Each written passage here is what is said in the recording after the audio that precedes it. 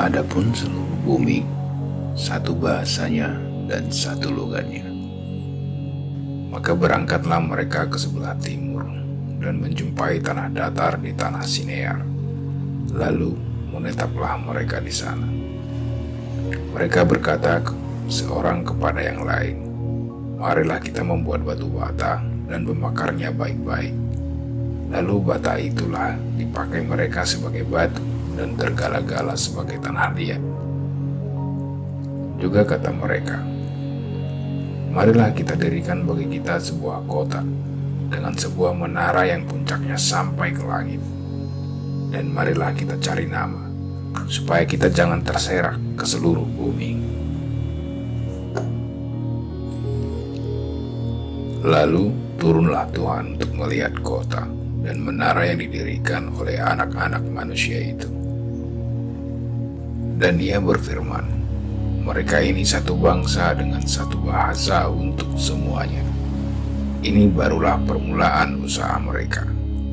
Mulai dari sekarang, apapun juga yang mereka rencanakan, tidak ada yang tidak akan dapat terlaksana. Baiklah kita turun dan mengacau balaukan di sana bahasa mereka, sehingga mereka tidak mengerti lagi bahasa masing-masing." Demikianlah mereka diserahkan Tuhan dari situ ke seluruh bumi, dan mereka berhenti mendirikan kota itu. Itulah sebabnya sampai sekarang nama kota itu disebut Babel, karena disitulah dikacau balaukan Tuhan bahasa seluruh bumi, dan dari situlah mereka diserahkan Tuhan ke seluruh bumi. Inilah keturunan Sem. Setelah Sem berumur 100 tahun, ia memperanakkan Arpaksad 2 tahun setelah air bah itu. Sem masih hidup 500 tahun setelah ia memperanakkan Arpaksad, dan ia memperanakkan anak-anak lelaki dan perempuan. Setelah Arpaksad hidup 35 tahun, ia memperanakkan Selah. Arpaksad masih hidup 403 tahun setelah ia memperanakkan Selah, dan ia memperanakkan anak-anak lelaki dan perempuan. Setelah Selah hidup 30 tahun, ia memperanakkan Eber.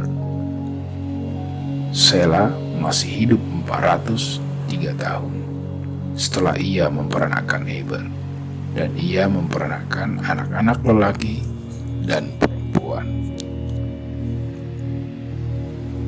Setelah Eber hidup 34 tahun, ia memperanakkan Peleg.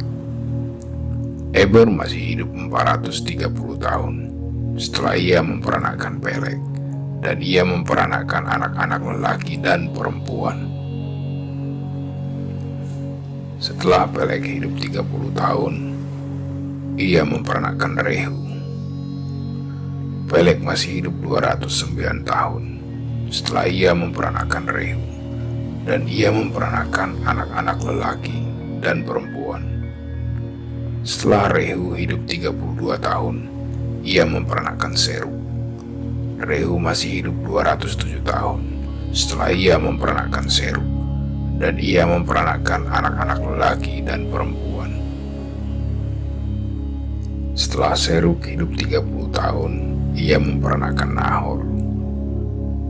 Serug masih hidup 200 tahun setelah ia memperanakkan Nahor, dan ia memperanakkan anak-anak lelaki dan perempuan. Setelah Nahor hidup 29 tahun, ia memperanakkan Terah.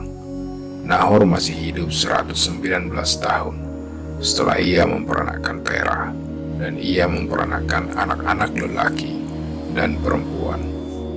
Setelah Terah hidup 70 tahun, ia memperanakkan Abram, Nahor, dan Haran.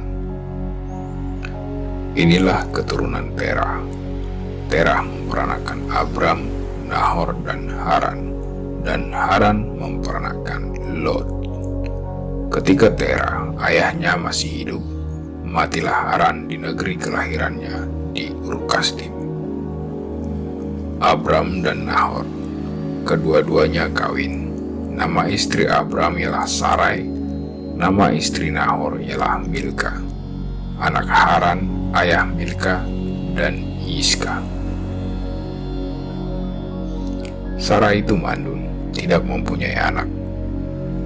Lalu Terah membawa Abram, anaknya, serta cucunya, Lot, yaitu anak Haran, dan Sarai menantunya, istri Abram, anaknya. Ia berangkat bersama-sama dengan mereka dari Ur Kasdim untuk pergi ke tanah Kanaan. Lalu sampailah mereka ke Haran dan menetap di sana. Umur Terah ada 205 tahun, lalu ia mati di Haran.